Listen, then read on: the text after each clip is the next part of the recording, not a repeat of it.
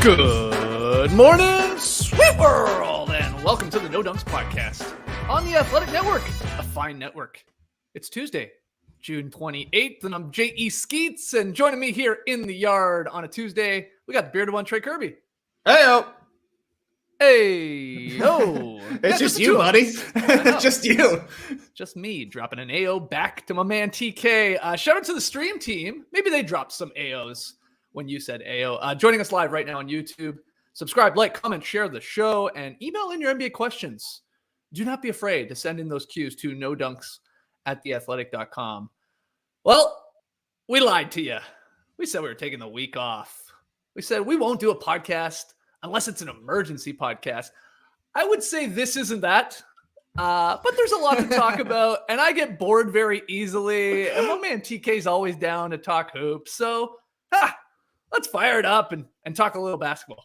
Wait, we're talking about hoops here. We're talking about basketball. I thought you were talking about the big free agency news that the Kerby family has agreed to terms on a 2012 Toyota Highlander hybrid to be joining the squad here pretty soon.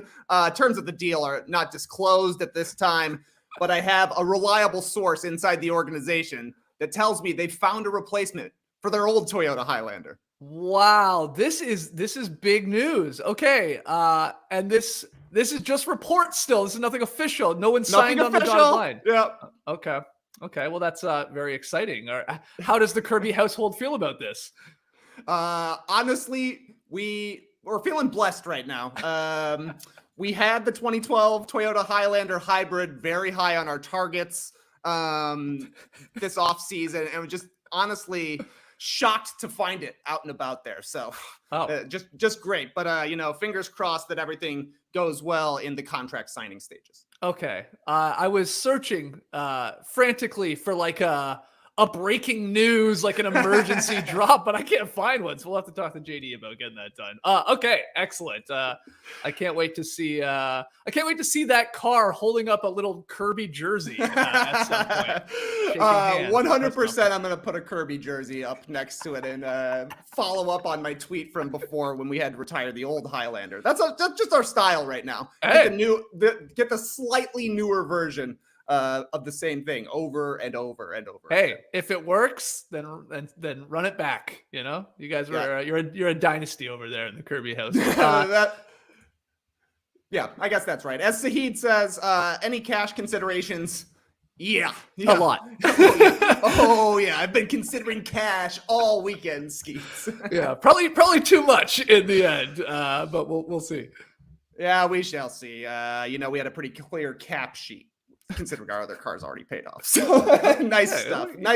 Good to be on the hot stove here. Okay. Well, yeah, look, the NBA finals are over. The draft is over. We are into the free agency period.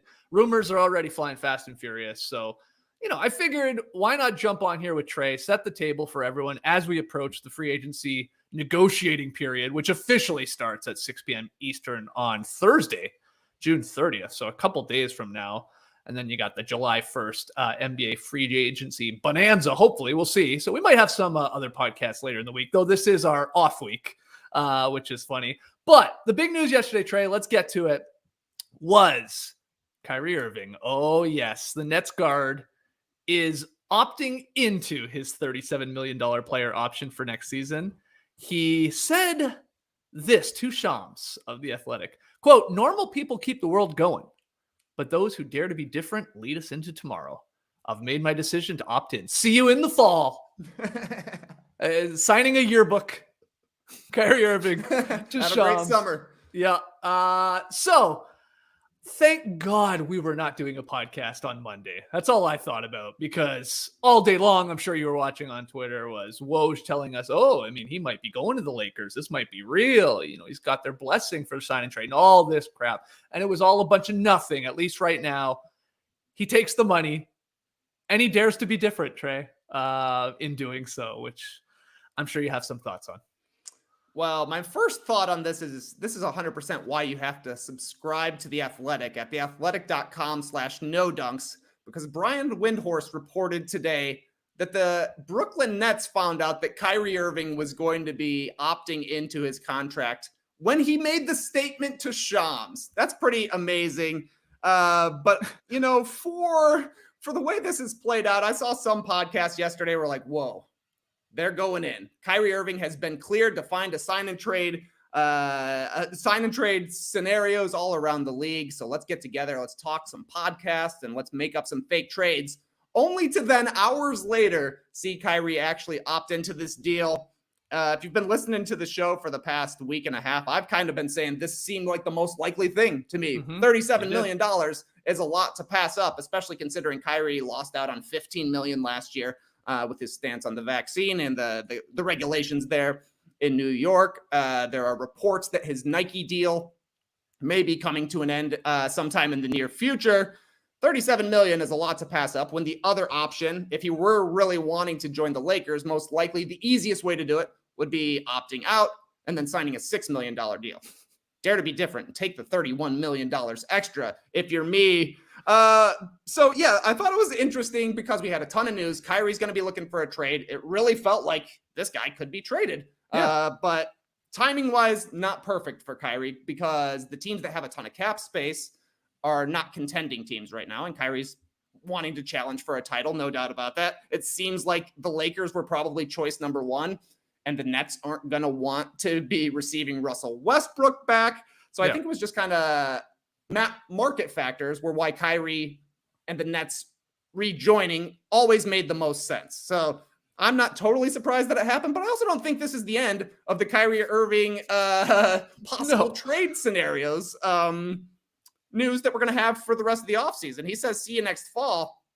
We're still going to be hearing about Kyrie Irving all summer long, I do think, as Windhorst reported again today, that there are some in the organizations, the Lakers and the Nets, who think a trade is still possible. If you read Danny LaRue over at The Athletic, he breaks it down how Kyrie still could be traded basically anytime between now and the trade deadline, which then allows the team that trades him to sign him to an extension as well. So it feels like things are settled for now, but it also felt like Kyrie Irving was going to be traded 24 hours today. So it ain't the end of the story, but this was the most likely chapter in the story. Yeah, the dare to be different line is hilarious because the different way to go about free agency, and it would be madness, would be the opposite of what he did, like you were saying, to opt out of $37 million and then just go sign with some team for $7 million. That's different. And we almost were led to believe if anyone would do it, it would be Kyrie. And in the end, he sort of trolls us on that. He's like, no, I'm gonna take the 37 million, thanks. And maybe then we'll still be traded. And then the see you in the fall part, it's almost like a threat. It's almost like, oh my God. Oh, yeah, he's coming back. We're gonna go through this all over again. Come, later in the summer or even into preseason and then even into the season. Oh my God.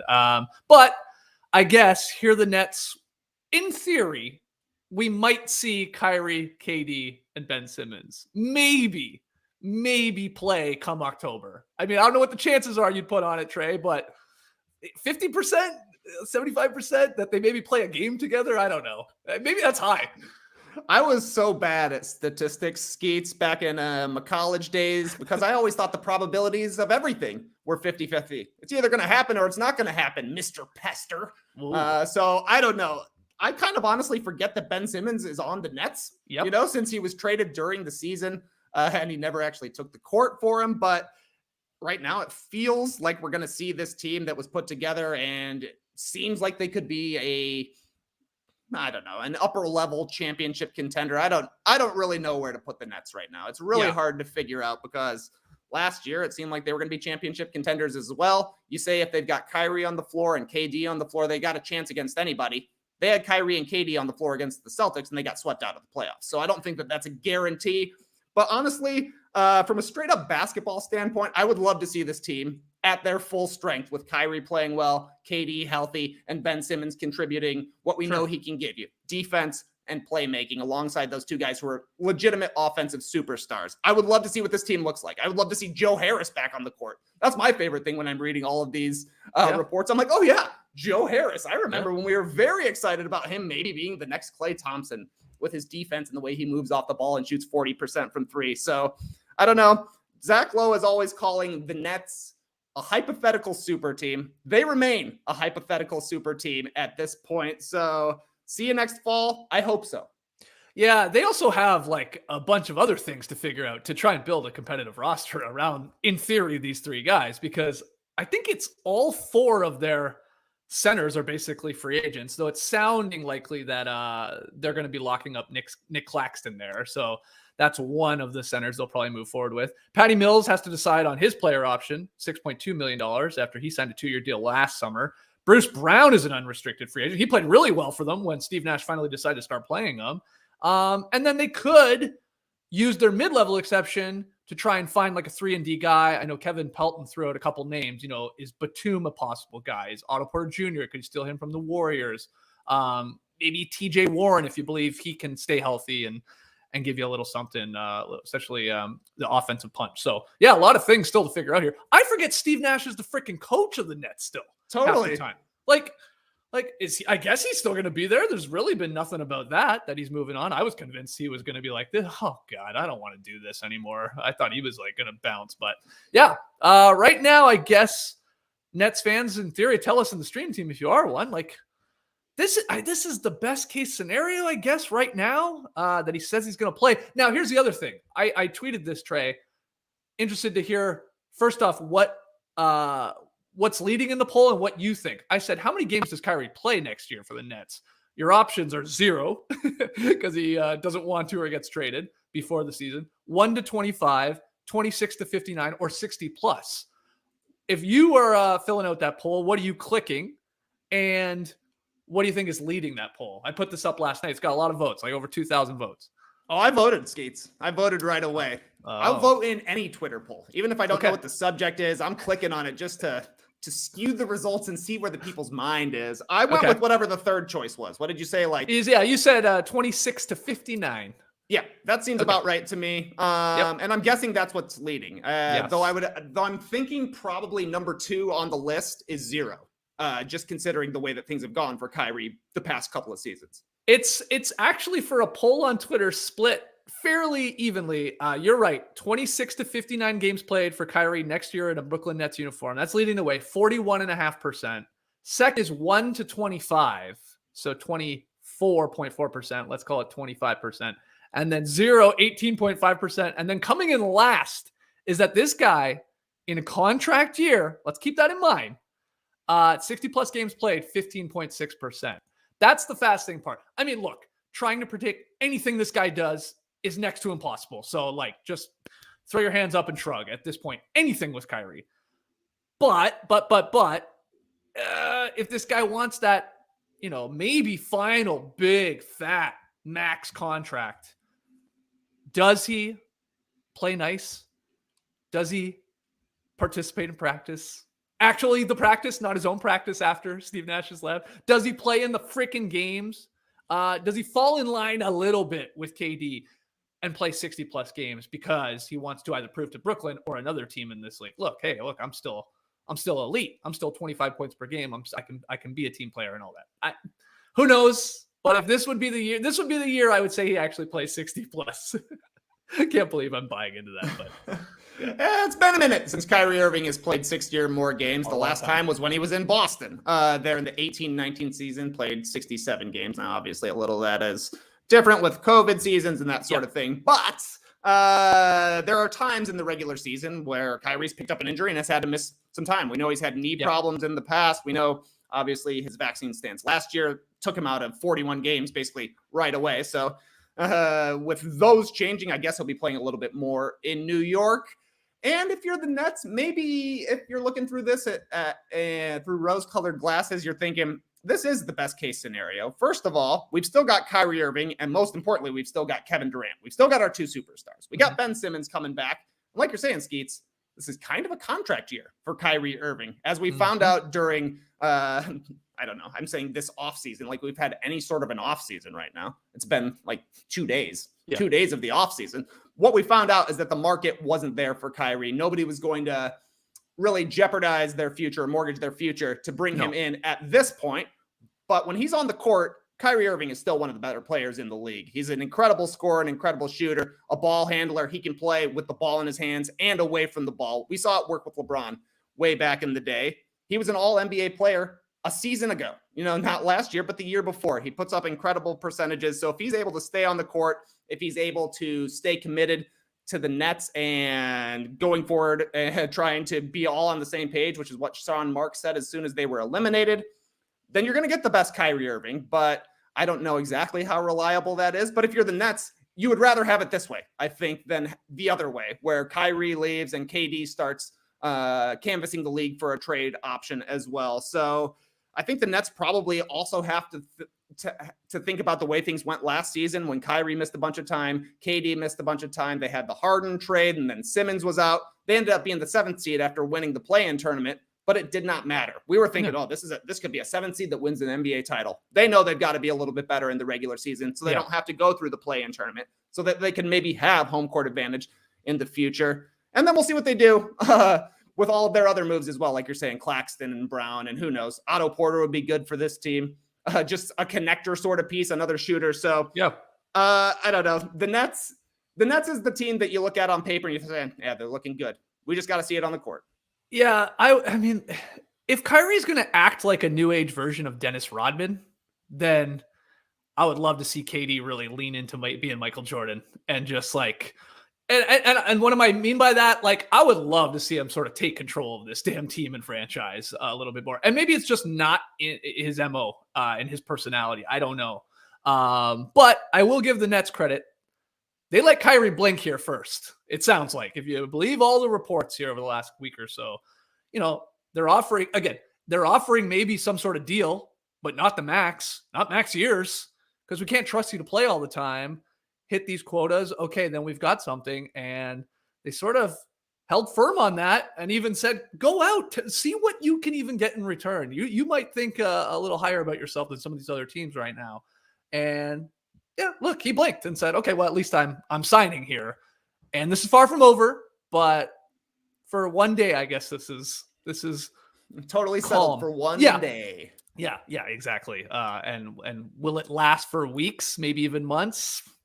With Kyrie, no one's really sure. Okay. Anything else on the Nets before we move on here? Any other thoughts? I got no other Nets thoughts for you right now, Skeets.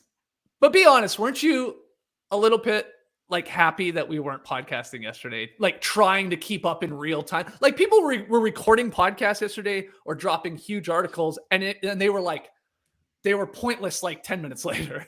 I was like, I know. Yes, we took the right day off. We should probably wrap the podcast right now and just put out the Kyrie Irving section, then come back to John Wall a little bit later, because things could change in the course of 20 minutes. But yeah, I mean, what a whirlwind yesterday. Go out and look for trades. See what you can find. Actually, I'll see you in the fall. See ya. Amazing.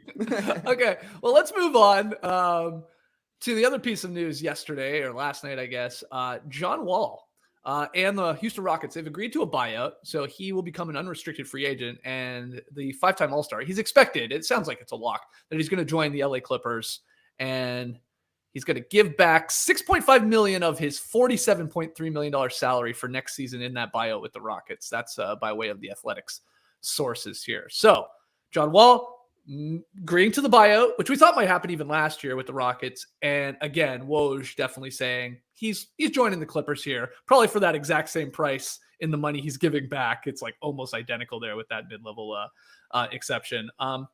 So yeah, what do you think of Wall, what he has left, his fit with the Clippers? Do you like this? Yes, I do like this.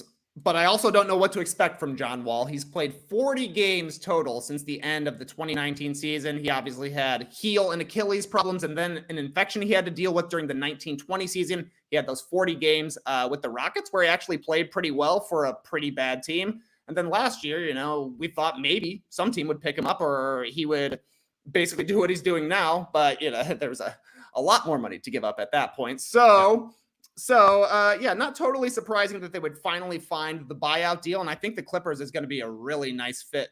I don't know if we're going to be seeing Wizards John Wall. That seems unlikely, but he should be the healthiest he has been after having a year to rest his body and get back right. He doesn't have a ton of pressure on him. He's not going to be the number one guy there. I'm not even totally convinced he's their starting point guard because Reggie Jackson has played really, really well the past couple of seasons. And they're kind of similar players in that they're both best with the ball in their hands, but I do think Wall is going to fit really nice when he is on the court with Paul George and with Kawhi Leonard and even with the Nard dog, Luke Kennard, because a stat I will never forget is that John Wall was the best at creating corner three-pointers with the Washington Wizards. He would average, 10 assists per game, and 4 of them would be corner threes or something along those lines. So as long as he's able to still get in the lane and dish out to the corners, to the wings, the Clippers are a three-point shooting team. They've got a lot of three-point shooters. So I think it could be easy for John Wall to just be a very dynamic playmaker, to push the pace when they need it, because maybe that's something you would quibble with the Clippers, is that they can be a little bit of a slower team, especially once Kawhi comes back. With he likes Kawhi, to the Raptors were always like that mid-range. When he was out of but that was the thing with the Raptors, is when Kawhi would sit, we're in turbo mode, and that could be very cool with the Clippers. So this is an incredibly deep team. They beefed up their roster last year at the trade deadline, and then things went south for them with regards to injuries. Kawhi obviously never came back. Paul George missed their very last game. But John Wall is a bigger guard as well. I think that's going to be huge. Like, he's going to be good defensively as well. He was always one of the leaders in steals. He can be disruptive. All he's got to do is score in transition, find shooters, and hang defensively. And I think this is going to be really nice for LA. Yeah, the question of whether he starts is fascinating, because John Wall has always started. I think it's something like, I think he's barely come off the bench in his NBA career. I think it's a handful of times. Probably 12 games, I think. 12 games. Okay, probably half of that. So as a rookie, or nearly that, something like that. So, does he continue to start? I also think John Wall in my head is like 36 years old, and he's like 31. What is he? 32? Yeah. He's just missed 32 by the start of the season. Sure. Yeah. Okay. He's missed like really prime years here of these last 3 years because of injury, which is really unfortunate, despite playing those 40 games, like you said, 2 seasons ago. But will he start with PG and Kawhi and Marcus Morris? And it sounds like they're probably re-signing Zubats. Or does Reggie Jackson still start? And is John Wall get to operate with your, Powells and Mans and Covingtons and stuff like that? Both of those scenarios I could see working quite well. It's just, we'll see what the agreement is there and how Ty Lue can get these guys to buy in. The Clippers, I mean, they went 42-40 last year, right? Eliminated there in the playing game, like you said, and they're missing guys. But 42-40, like, they're good. They were not bad. I think they went completely under the radar. No one was really talking about them because you never saw them really as a threat without their star players. But holy crap, if these guys play, people are convinced like this is the team that's going to challenge the Warriors. Like, they are immediately put to that level. Do you agree with that? If healthy, which is a big if with them, but yeah, I guess that's a huge if, considering that 3 of their main players are going to be Kawhi, Paul George, and John Wall, all of whom have missed quite a bit of time in the past couple of seasons. But yeah, I would be bullish on the Clippers. They've got a ton of depth and all guys that kind of play similarly. They really hit on that small ball style when they beat the Jazz in the bubble a few years back. And John Wall's going to be able to play alongside those guys. I think he'll be able to play in small ball lineups, probably with Reggie Jackson. And at that point, it's like Reggie Jackson, John Wall, Paul George, and Kawhi. Like, good luck. That's 4 ball handlers who can get their own shot anytime they want to and space the floor around whoever does happen to have the ball. So they play defense. John Wall's going to continue, not going to jeopardize them defensively, I don't think. And they'll be a little bit better on offense. They were only 24th in the league last year, but adding Kawhi most importantly, and then whatever they can get from John Wall, I think will be huge. Like, I was surprised with the way Victor Oladipo played after having a pretty solid layoff and, having to take basically a season to get his body right. He did that and looked great for Miami in the postseason. So if the Clippers are able to get something similar from John Wall, I think that would be a huge found piece for just, $6 million. You're not getting a lot of impact players for the mid-level section, but John Wall could be that. Yeah, and it sounds like the Clippers are aggressively trying to get Mitchell Robinson in here too, if the Knicks are continuing to open up cap space there. Now, even if Mitchell Robinson doesn't join the Clippers, because of the mid-level exception, using that on Wall, I think the Clippers would only have the minimum to offer Isaiah Hartenstein, which is their backup center, who's actually like a decent backup center. I know that name makes a lot of people probably roll their eyes, but he's decent. And so unlikely he's going to stick there, especially if Mitchell Robinson comes. But I'm high on Mitchell Robinson. I like him on that team too, like an athletic, big running guy like that. So we'll see. Clips. This is fascinating. Already loaded West could just get even better if they can stay healthy. Though I will say, I would like StatMuse to slow down a little bit when you drop, is this the best big three in the league with photos of Kawhi, Paul George, and John Wall? Like, oh my God, relax. I mean, I know it's just engagement. That's all. They're farming away. They're getting clicks. They're getting comments, but come on. They're not. Is it the best big three in the league? Who's the best big three in the league? Could it be the Golden State Warriors who just won the NBA championship and have 3 Hall of Famers and Andrew Wiggins? I would also say I would put the Bucks above them, like instantaneously. I'm sorry, I'm taking Giannis, Middleton, and Drew Holiday over guys that don't even play half the time in Kawhi, PG, and John Wall. But yeah, that's a classic stat use move there. So good on them. And they got me looking at it. What? John Wall suddenly a part of a big three? Look, this is a nice piece. You said it, $6 million. Love it. And if he can give them Oladipo-like performance, even maybe more, then that's awesome for a team that is very deep. They almost have, dare I say, they almost have too many guys. I'm going to say that. They got a deep team. They've got an awesome second line basically coming in. It'll be Norman Powell. Who else is sticking around there? Terrence Mann, whichever of these centers that they get. You know, I've seen Nerlens Noel has also been a rumor for them. He could play alongside those guys. Kennard can shoot the three. Yeah, we thought last year at the trade deadline when they picked up Powell and Covington, good move for last season, even more important for this season going forward, because it gives them tons of depth. They've got so many wing guys. You know, we talked about with John Hollinger going into the NBA draft. Everybody wants wings. Everybody wants wings who can play defense. And the Clippers already had 10 of them.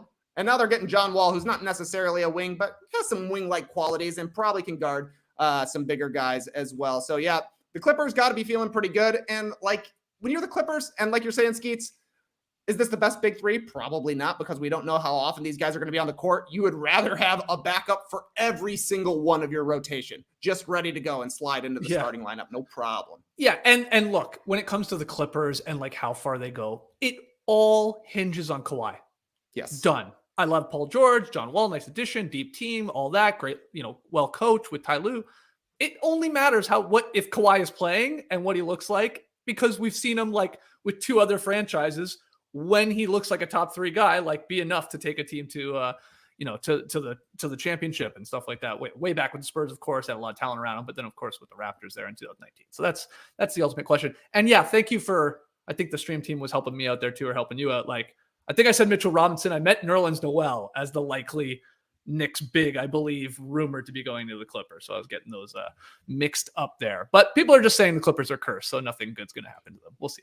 I saw this from Mike Avalone in the stream team. The Clippers could do it this year for 10 plus years. Honestly, you hear the dumb stuff about the Clippers curse, but it always comes back to injuries. And the Clippers have had a lot of seasons derailed by injuries, and they're going forward with 2 injury-prone guys. So we will see how it plays up. Injuries affect every single NBA season. You just can't predict them. But when Kawhi Leonard is on the court, your team is a championship contender, and they've got contributors around him as well. All right, a little piece of news here. This is more of a question, and this has to do with the Hornets and Miles Bridges. So there are reports, Trey, that the Hornets are not offering Miles Bridges a max deal. There are also reports that the Pistons are very interested in acquiring one Miles Bridges. So that's the part that's interesting to me. Should the Pistons be very aggressive in trying to acquire a guy like Miles Bridges with what they've done at the draft and the moves they've made in getting off of Grant? What do you think?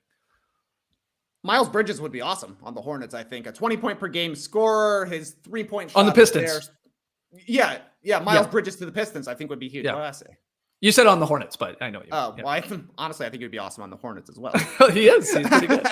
Yeah, I can understand the Hornets. From the Hornets' perspective, I can understand them not offering him a max deal since he's a restricted free agent.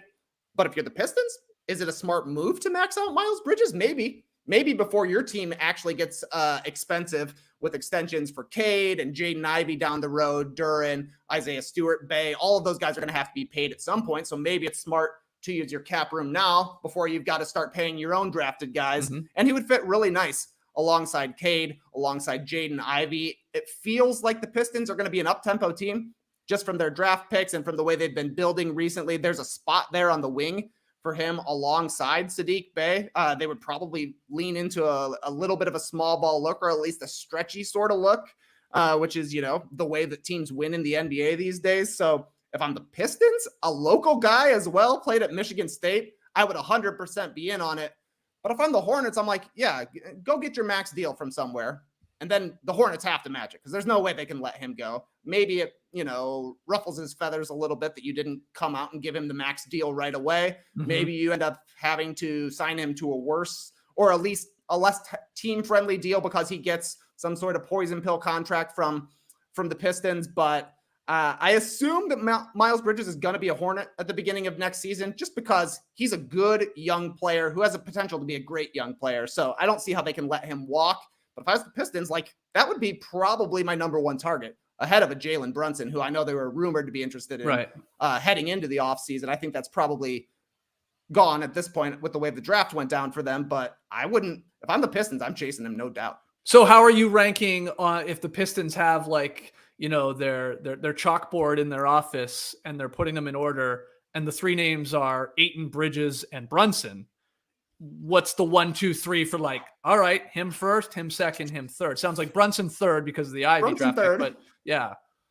I mean, I guess it's a toss-up between Ayton and Bridges. I would probably say that Ayton is the guy I would still have as their number one target, just because I think we've seen him have a little bit of a track record of performing in huge situations. The guy almost had a big beef in the NBA Finals, was one of the leaders in double-doubles this season. He's young. He's looking to improve, and he would certainly fit in with their style. Whereas their centers now, you've got Isaiah Stewart, who's a good player, but most likely a backup big and energy guy for the most part. And who knows what Duran's going to become. He could be a star for sure, or he could just be one of these random super athletic rim running centers who is a quality player, but doesn't take you to the next level. Where Ayton, I think, could expand his game. And even if he doesn't totally expand his game, what he would be bringing to the Pistons would be a nice role guy, a defensive presence who can move his feet, and still young. That's definitely a guy they should be chasing as well. Yeah, and you think either of those two, Ayton, Bridges, the Pistons aren't overplaying their summer? You know what I mean? They're not getting ahead of themselves in terms of rebuilding because of the age of those two guys. You don't think it's they're not going from obviously a lottery team to we're going to be a 8th seed right away. Because you can fall into that trap a bit. But sounds like because of the ages of Bridges and Ayton, that to you is not as big a deal, because they're close to the timeline of basically your rookies or your second year's players. Yeah, exactly right. If these were 30-year-old players, it would be a different story. But considering they're in their 20s, their early 20s, with a chance to improve, and you've got Cade, who is a really good player who could instantly make the leap. We've seen Trae Young make the leap in his second year. We saw Luka, obviously. I mean, these are some of the biggest stars in the league, so who knows if Cade gets to that level, but he was a number one draft pick for a reason. It's not unreasonable to think that after playing 1 year in the NBA, having a full summer of training, that he could make the leap as well. Beefing up around him, and winning some more games, I think is fine. I don't think they would be mortgaging their future chasing guys in the 24-year-olds. James Edwards III at The Athletic. Go to theathletic.com/nodunks, get a subscription. He is talking about how the Pistons have all this cap space still and what they could do with it. And we're talking about obviously trying to sign guys or maybe sign in trades and stuff like that with Ayton. But he had a couple interesting trades I just wanted to throw at you that don't involve those two names that we're talking about. He said they could be one of these teams that helps out the Hornets with Gordon Hayward, because they could take obviously that big $30 million contract there, but get some things back. He threw out Pistons receive Hayward, and let's go back to car talk, baby, PJ Washington, the Chevy Trax of the NBA, in exchange for Kelly Olynyk and Saban Lee. So he threw out that one. I'll move on here. I like this one a lot. I don't know if the Heat would do it, but could they get Duncan Robinson, add some shooting to that team, and maybe get a pick from the Heat in exchange for Corey Joseph and Saban Lee? James Edwards III has Saban Lee in a lot of these as a young guy, but probably sort of pushed out a little bit. And then the third one he had, again, it's the idea of getting a little scoring, maybe a little veteranship there. Evan Fournier and picks from the Knicks, probably 1 first rounder, 1 second rounder for Corey Joseph or something like that so they get a backup guard there. But any thoughts on any of those? I really like the Duncan Robinson. I love the idea of the Pistons trying to get a little more shooting. That's the thing with Miles Bridges even. he's shown before that he can be a 40% 3-point shooter, but then it's like it fell back to earth there last year, right? So which one are you getting? Is it somewhere in the middle? Okay, you can live with that. But yeah, what do you think of those from James Edward III there? I think it's smart from the Pistons, and I think that it's very likely because Troy Weaver is a Sam Presti disciple, and that is a Sam Presti move. Let's keep our cap sheet clean. We will accept your unwanted contract. Maybe rebuild that player's value even a little bit. Trade that player for an asset further down the line. And in the meantime, we'll take an asset when you give us that undesirable contract. You know, the 2023 first-round pick for the Pistons is already traded right now, so I'm sure they would love to recruit a pick right there to continue their rebuild. So yeah, I can definitely see that happen. I mean, Gordon Hayward would be a quality player for them. He's a good Gord, you know, he's helpful. He gives you the veteran presence. He can handle the ball. He can shoot from outside. He's going to miss a ton of games. So you're still staying in the lottery. So yeah, I can definitely see that happen. It's not unlike what the Thunder do. Like Al Horford was a Thunder. Derek Favors was a Thunder. There's always some random guy that's going to be there. Why not if you're the Pistons? Yeah, I think the Fournier from the Knicks, I'm less interested in. I get it. You would be doing it for picks and stuff like that. But those other two are intriguing to me. Yeah, Hayward and PJ Washington for Olynyk and Lee. Or even the idea of like, can you get Duncan Robinson and maybe a pick for a couple players going back that are not really in your rotation or long-term plans? We'll see. They got options, no doubt. Detroit with man, I can't believe how much Pistons talk we've had over the last couple of shows here. Yeah, they're on fire, man. It's a smart move for them to do something, and maybe Duncan Robinson is the move because he's still a younger player. He's got a huge contract. And I see in the stream team here, they're saying, I don't know if I would want to pay him that. When you look at the cap sheet for the Detroit Pistons, they've got $15 million on the books for the 23-24 season, and then $2.8 million on the books right now for the season after that. They can afford to take on a bad contract. And, you know, maybe Robinson getting a chance to play with no pressure here where he's not expected to be a contributor for a number one seed in the conference gives you a little bit of something. And then guess what? Shooting is always in the mix in the NBA. Yeah. Somebody's always going to want a shooter. Maybe down the line when you only got to pay 1 year of Duncan Robinson, we're getting another first-round draft pick back. That's not a bad one. Yep. I want to get your take on what the Knicks are doing and who they're going for, and whether you think it would be wise for them to pay Jalen Brunson, let's say $100 million to come and be the point guard for the New York Knicks. Because I feel like this one has like the pendulum on this one is swung from one side, like this guy's so underrated, going to get paid, rightfully so, to then now with the Knicks appearing to be pretty aggressive and trying to open cap space for him, everybody going, what? You're opening up cap space for Jalen Brunson? Like, this is the guy? This is the sweepstakes? Like, this is like when you're on Price is Right and you're hoping for the new car or the new boat, and it's like a desk. You know, it's like a vacuum. You're like, I could just buy a fucking vacuum. Okay, it's a great vacuum. Is it a Dyson? Is Jalen Brunson a Dyson?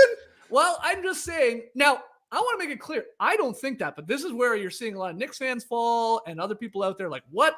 Hold on. Not Jalen Brunson. You don't give $100 million to. But what do you think?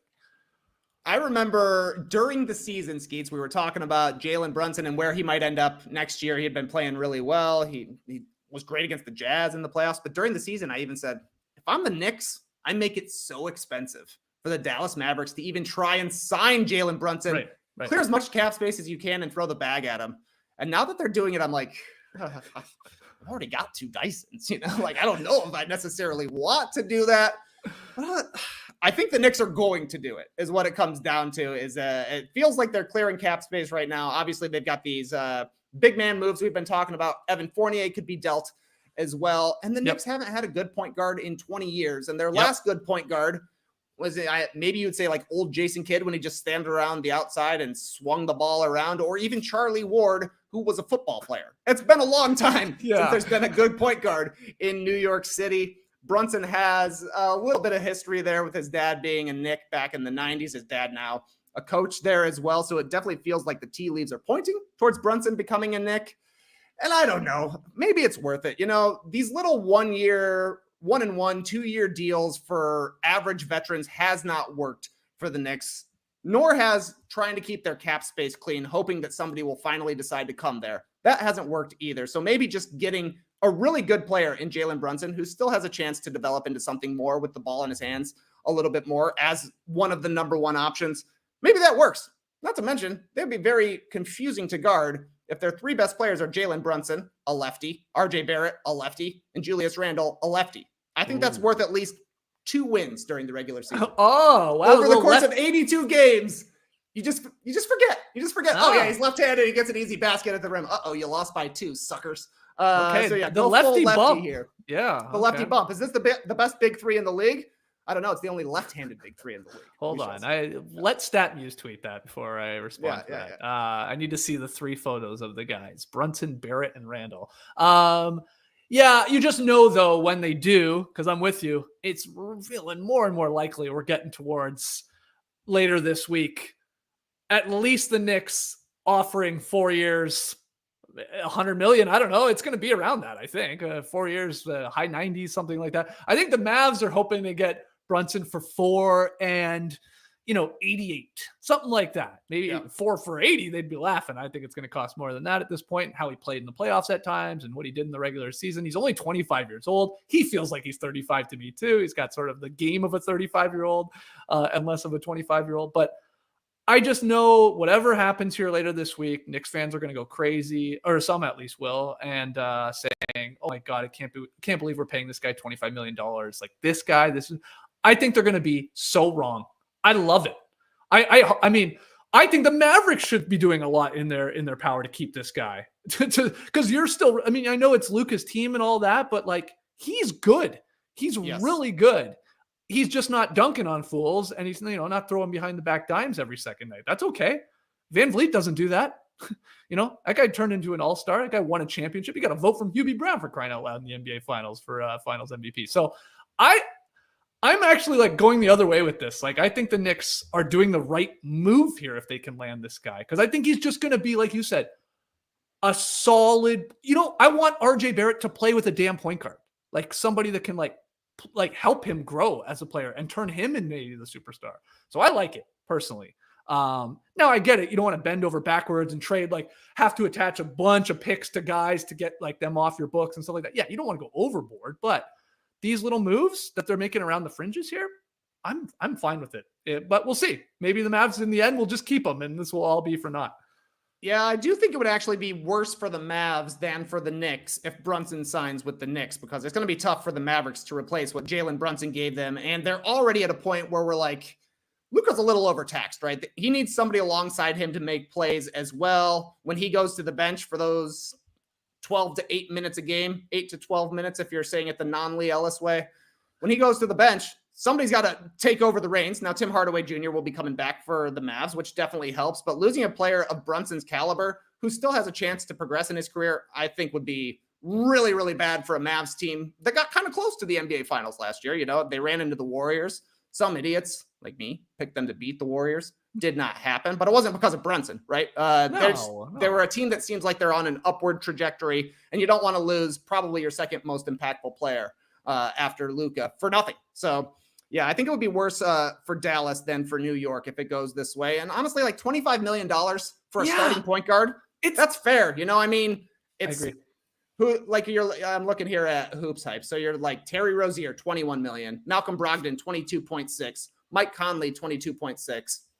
I think it's a fair contract. Totally agree with that. And what a novel concept. Hey, Knicks, bring in a guy who's proven to be a winning player in college, even in his short NBA career. He makes a difference. So this makes sense. I think they're doing the right thing here. Now, is it straight?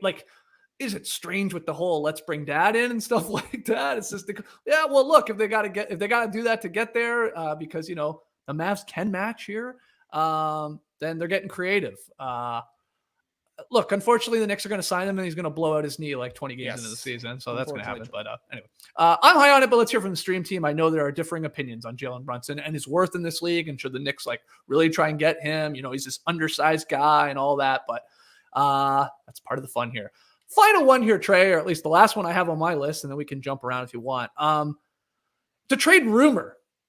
And this one, there's a lot of smoke with this one, and it's sort of fascinating. So the Atlanta Hawks and the San Antonio Spurs are discussing a trade centered around all-star point guard Dejounte Murray, according to Zach Klein of ABC Atlanta and Jake Fisher of Bleacher Report. He's been sort of reporting about this for a while now. Now, interestingly, the proposed deal as of late is not involving John Collins going back to the Spurs. Instead, it would be based on the partially guaranteed contract of the Rooster, Danilo Gallinari. It's a spicy one.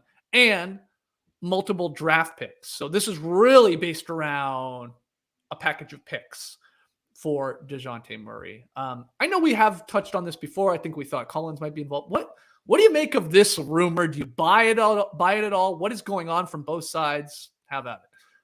I don't know that we've heard from both sides yet. This sounds to me like an Atlanta Hawks originated sort of rumor. Sure. We're going to trade an expiring contract for a current all-star.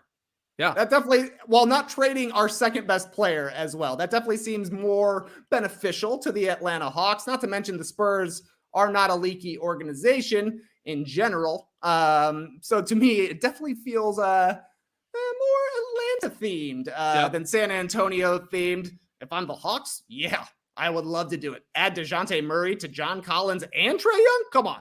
Is this the best big three in the league we're talking about? I don't know about that, but I think the Hawks need to get a little better. They need to add a better second player than John Collins, and I think Dejounte Murray would be that. His career also on an upward trajectory, and maybe the Spurs are kind of like the perfect team to do this with, because we saw the way they got Tim Duncan back in the day, the way they got David Robinson back in the day.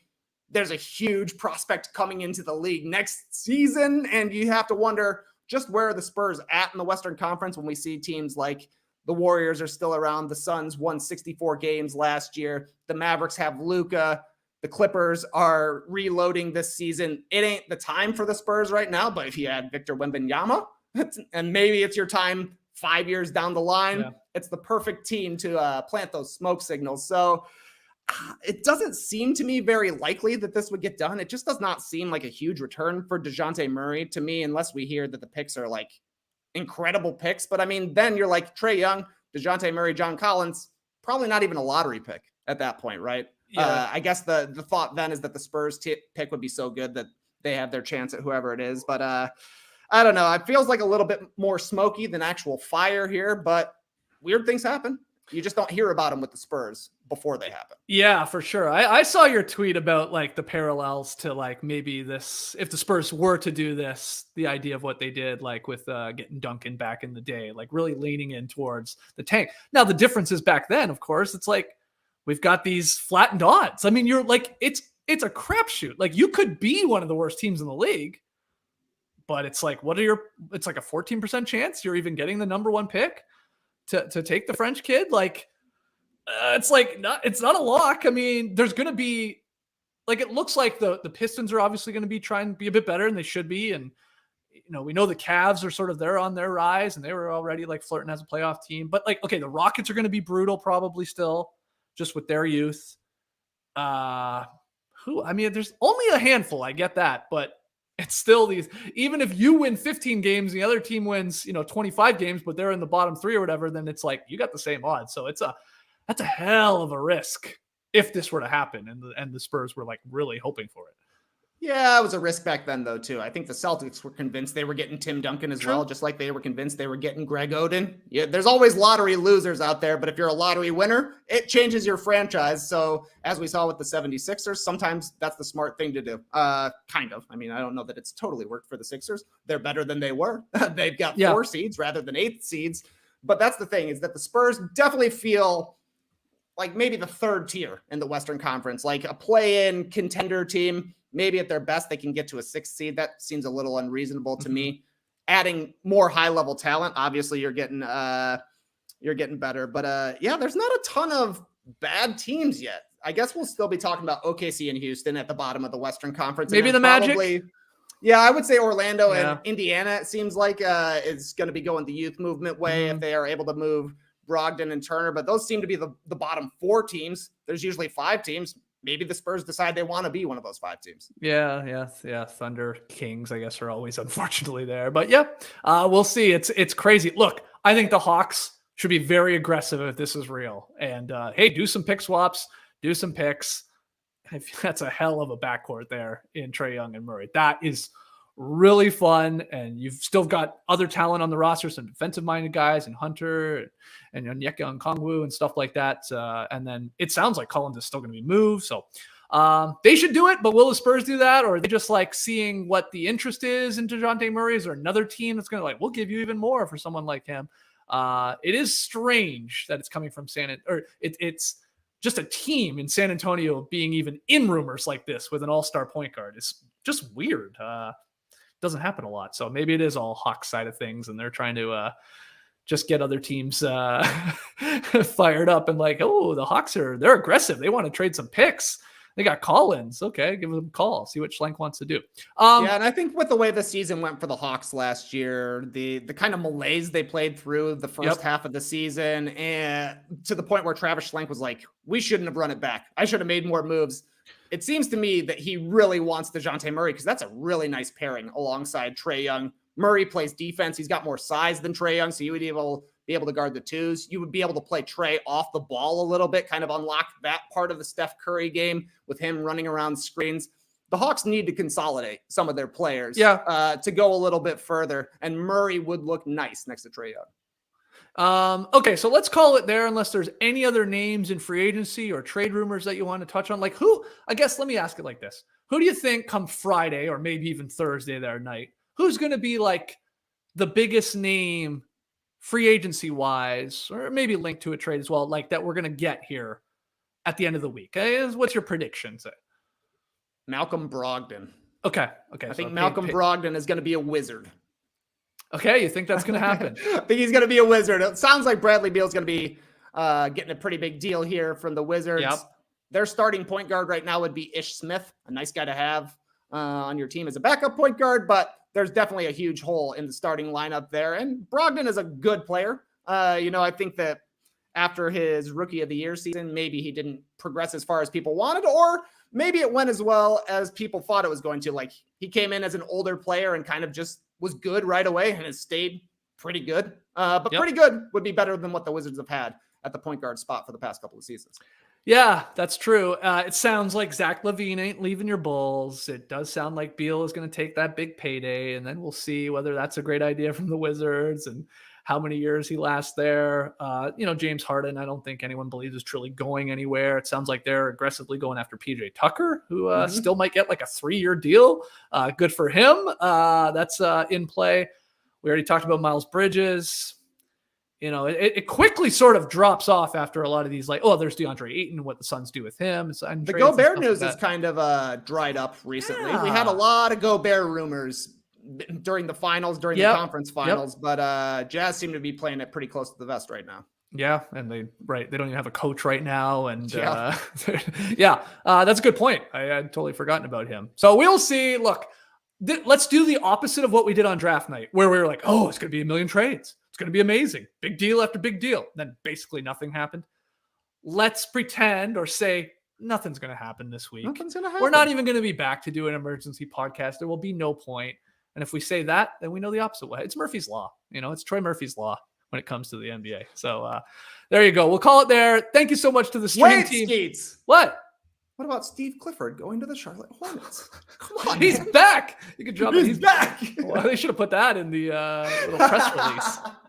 They should have 100% let him do like a fax. A Michael Jordan styled fax. I'm back. Oh my God. Yeah. With Jordan as the owner too. That's perfect. They should have leaned into it. Yeah. I mean, sure. I look, hey, get the defense better. He's good at that. Clifford He's good at that. Can at least help a defense usually. So really weird though. You don't see this in the NBA all that often, where the coach, he wasn't even gone that long, right? Went to the Magic, probably 4 years. I mean, he was there for a little bit. Oh, wow, okay. I guess Borrego was coaching the Hornets for the past 4 seasons, so that's probably the exact amount of time. Clifford is back. It's great to have Steve Clifford back in our lives. Steve Clifford, the big red coach. I wish he had a redhead. That'd be great. So they can make the dog joke. Anyway, Clifford's back. We'll wait later in the week when nothing happens. We'll really do a deep dive on Clifford. returning to the Hornets bench. Email in your NBA questions, though. NoDunks@theathletic.com. Follow us on Twitter, Instagram, Facebook, TikTok @NoDunks. Get yourself an Athletic subscription. Go to theathletic.com/NoDunks. And we will probably see you at some point later this week if we get any sort of juicy trades or big shocking signings or stuff like that. But keep sending those questions in to nodunks@theathletic.com. So, okay, when can we expect this signing of this car that you got? Like weeks from now, tomorrow? What are we looking at? I think the moratorium ends on July 5th. So be looking for an introduction in the driveway about that time. I can't wait for those photos so much. I can't wait. All right, guys. Thank you so much for joining us here live in the stream team. Hit that like button, subscribe to No Dunks. Clipper Bros. You heard it here first. Have a great time. Turn up. Love you guys. Awesome. Thanks for joining us. And remember that I'm bad at stats, but this one is true. 50% of NBA coaches are named Steve. Embrace the day, people. You could stay